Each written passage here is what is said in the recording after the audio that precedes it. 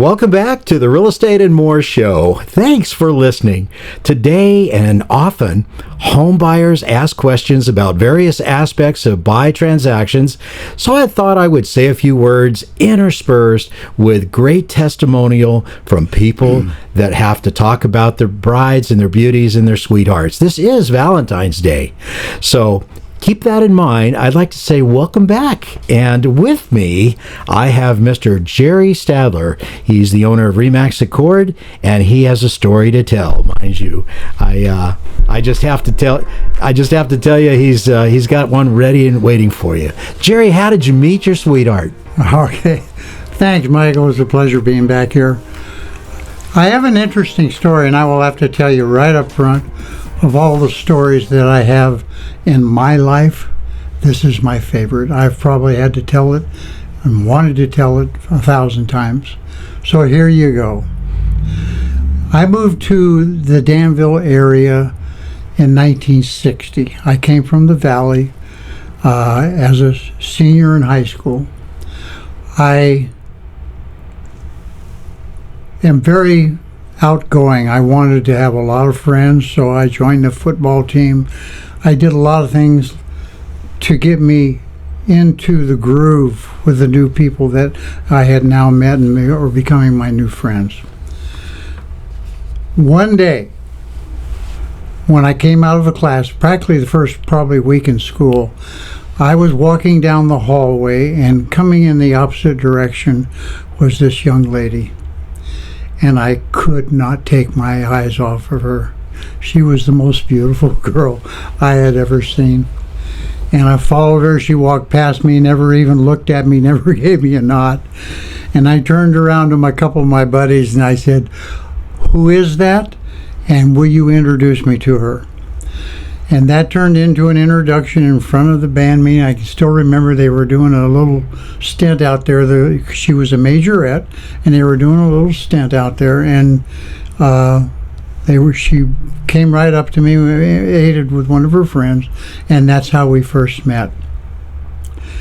That blossomed into a young teenage romance that I was so enthralled with. I couldn't believe that I would have been so fortunate to have this young lady that liked me and wanted to be in my life. We had one problem. That was her mother. Now, her mother didn't like me, and I have no idea why. I don't either. What's not to like, right? But it really deteriorated the relationships, where she wouldn't let her go out at night, wouldn't let her go to dances. And so our relationship soured at that point in time, just simply because of that aggravation from Mom. So I graduated. She was a junior. I worked for about 6 months to a year and got tired of that. Joined the Navy, became a equipment operator for the construction battalion, Seabees, and had a 4-year career with them. Came back, and I met a girl that when I was working at another job, a girl was working there. I met her, I liked her, and we were together quite a while, and we got married. And that lasted about 7 years, and then it deteriorated. Not that she was bad or anything, it's just it wasn't a good marriage. We were not a good couple. So I was a single man, and I was looking up old buddies that I'd seen that I knew that worked in town, and one of them mentioned this lady. And I hadn't told you yet, her name was Stephanie. Uh-huh. And he talked about Stephanie, who had married a banker, was living in a country club, and I found out some way or another that she actually was not married any longer, and that she didn't live in the country club anymore. So I was living in Antioch at the time, I sent her a letter, and I simply just said, "Hi, how would you like to go out to lunch? Would that interest you, and just talk?" And she hesitated. I remember the day she called me back on the phone And I remember her voice, and she goes, "Hi, this is Stephanie." And I said, oh boy. So we met for lunch. And it was a great conversation. Unfortunately, about 3/4 of the way through the conversation, she said to me, "I need to tell you something." And I said, "Sure, what is it?" She goes, "I'm getting married next week." And I looked at her and I said, "Oh my God, what do I say?" "Well, who's the lucky guy?" And she told me a little bit about him. And I was disappointed. I couldn't be unhappy for her. That's all I ever wanted, was her to be happy. So I kind of took those wounds, and out the door we went. And then within a day or two, she called me. And she goes, "There's a group meeting called EST, and I'm going to go to it with one of my girlfriends. And I thought you might want to go."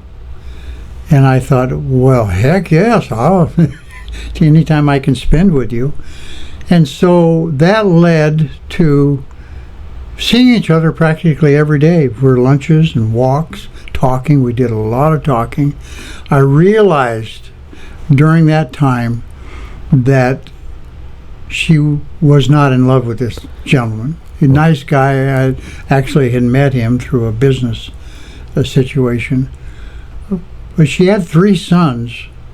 And I thought, the oldest being probably about, at that time, 12, the youngest being about 6.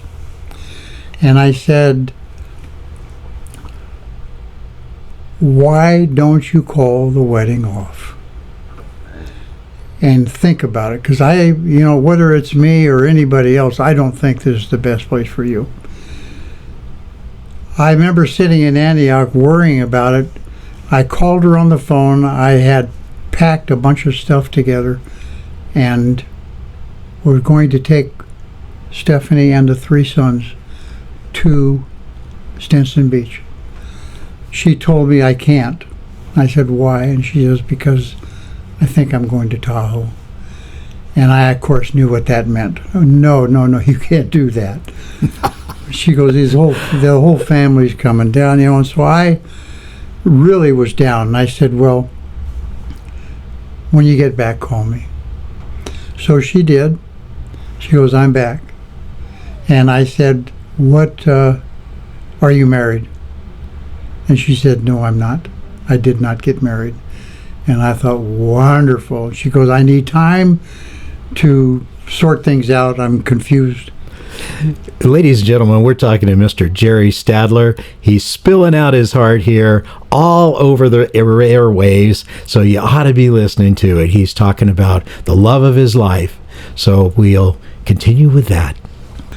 I immediately got in my car. She came back, and she had to go to a job that she had. I got in my car. Even though she said she wanted to be alone, I didn't want that. I immediately drove to her work. And guess what? She was glad I came. That started a wonderful romance that I couldn't believe that I was so fortunate to be involved in. And the boys, they were great. Oh my God. You see, I always wanted a family, but I never had any children of my own. I'd only been married once before, and that certainly wasn't going to end up being the mother of my children. And here I had this beautiful woman, this beautiful family, and they were all saying, "Welcome, come join us." And so we planned, she was a dreamer, and she got me hooked on that. I loved every moment. And on June the 30th, because we wanted her to be a June bride, we were married. And I got to tell you, I can't think of the most wonderful thing that could happen to anybody. You just heard it. That was the greatest and most important and loving thing that ever happened to me. I got the family. I got the beautiful woman. I got the great sons. I had a business partner, because ultimately we ended up partnering in real estate and ended up owning a company and working together. We've always been partners in everything that we do. And I just completely respect her. She's smart. She's quick. She can make quick decisions and reverse it just that fast. So she taught me so much of the potential that I had that I never used because nobody asked me to. Wow. And that's a great story. I mean, I can tell that story over and over. It's a wonderful story. Valentine and a Valentinee, I think, is one way we could put it. It reminds me a little bit of letters that we discovered after my mother passed away, between my father, who was Army Air Corps pilot in the World War II, and when they were just starting out being married, and before that even dated, same kind of thing. They grew up together from the time they were very, very young. And those letters that came, I wouldn't say they were, rated at the end of the alphabet, but there was a lot of love and a lot of sharing there. And to hear a story like that on Valentine's Day, Mr. Stadtler, I'd like to really thank you for taking the time and doing that with us. You're welcome. My pleasure. Outstanding job. Sure appreciate it. Thank you. Great time. Love telling that story. We're going to take a short break. We'll be right back. Welcome to the Real Estate Minute with RE/MAX expert Michael Hatfield. Michael, why choose an experienced agent? Complex issues arise in a home buy or sell. Your agent guides you through issues in multiple offer situations, first-time home buyer needs, problems with inspections, financing, and escrow. Experienced agents sort and then solve problems. Do agents work differently now than in prior years? Buyers used to go to an office, thumb through a book, see pictures, then decide which homes to see. Nowadays, buyers identify properties themselves online, so today's agent can focus on more critical priorities. How do you help clients, Michael? We work with investment properties, multiple offers, first-time home buyers, sellers, 1031 tax exchanges, and relocations. Experience is pivotal. Call 925-322-7775 now to schedule an appointment or complimentary home analysis. Call the Michael Hatfield RE/MAX team at 925-322-7775 or go to michaelhatfieldhomes.com. What does an agent do to get a home sold? Typically, an agent will prepare a comparative market analysis so he knows the home's value, then creates a marketing plan tailored just for your home.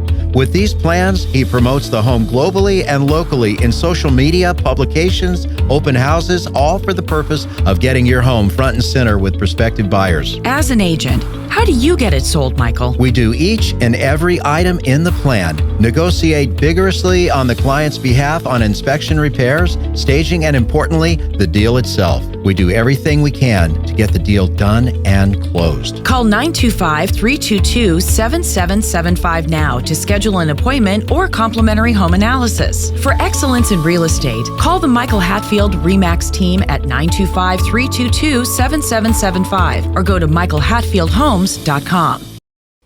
Now, back to our show.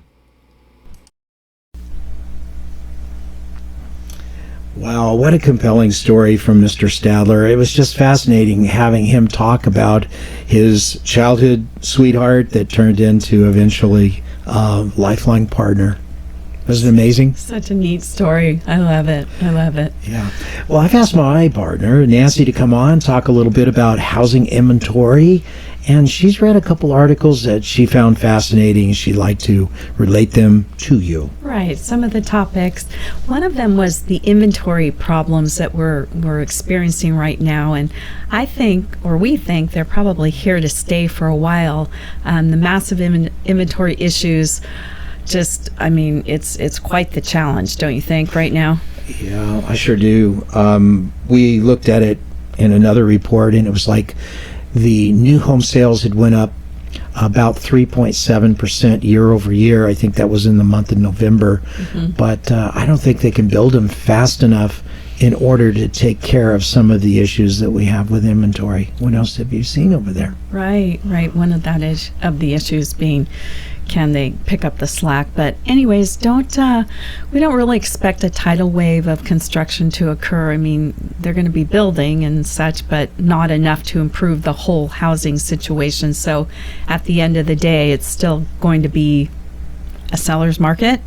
right? I think so. And we might just be talking about this in 3-5 years from now, the same thing, not quite enough inventory. So I think it's going to be here for a while. unfortunately, Yeah. but Buyers haven't quite awakened, I think, to the point that they're going to see a lot of competition moving forward to get their own home. And at the same time, rental costs go up significantly year over the last 10-15 years. I think it's going to continue that way. in the past, it seemed like it would take longer to complete a deal, but nowadays, I mean, a deal could close as early as what, 7-9 days?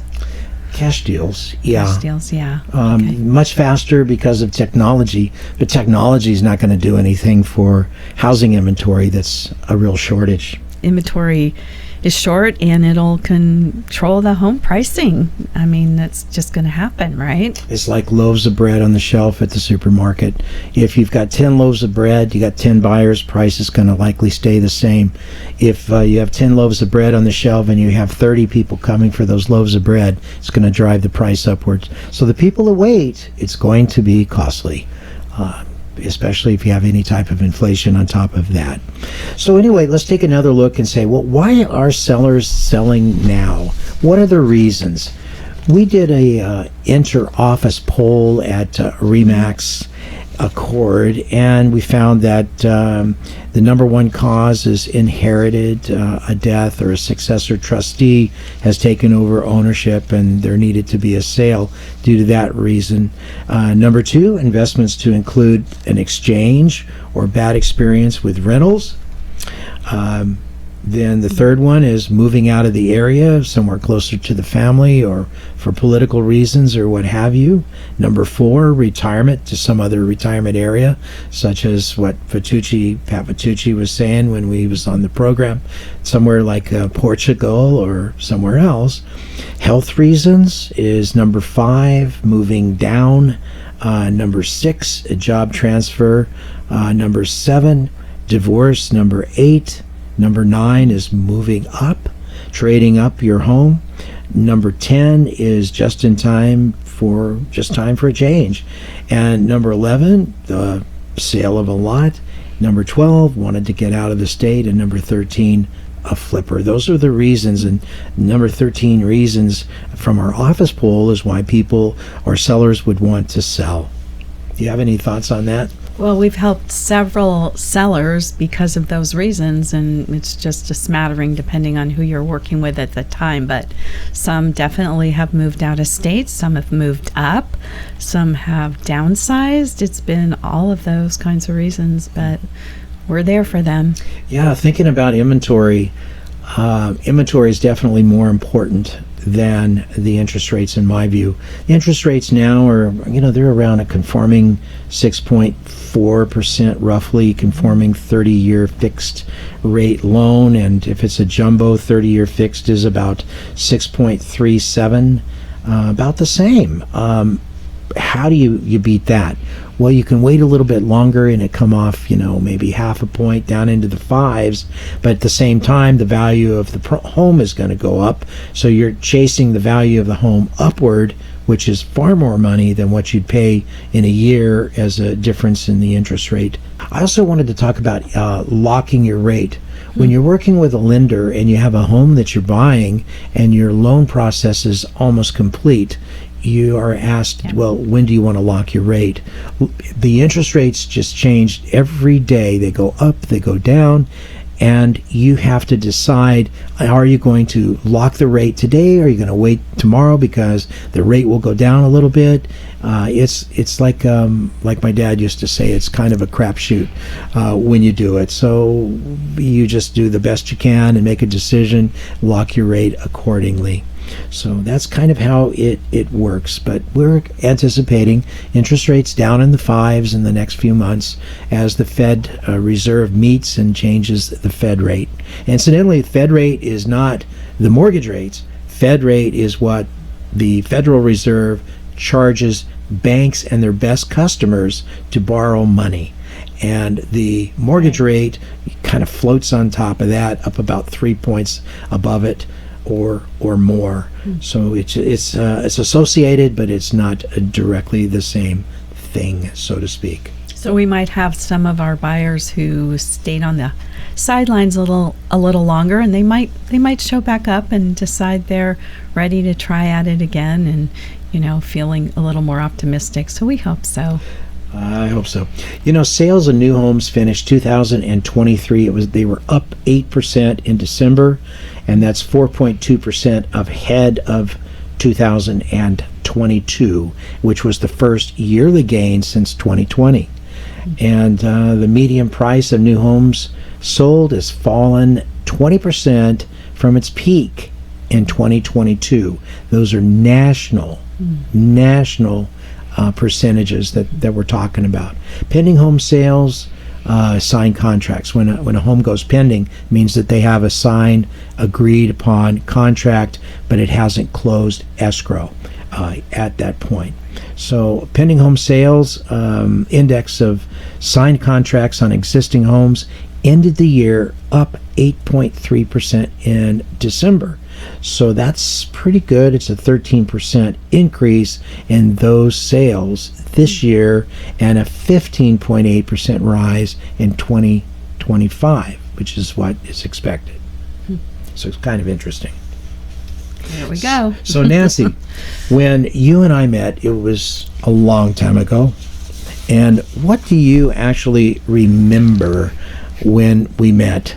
I remember very clearly. A young guy over to the beach, and had just came back and had to call into his business to find out where things were there.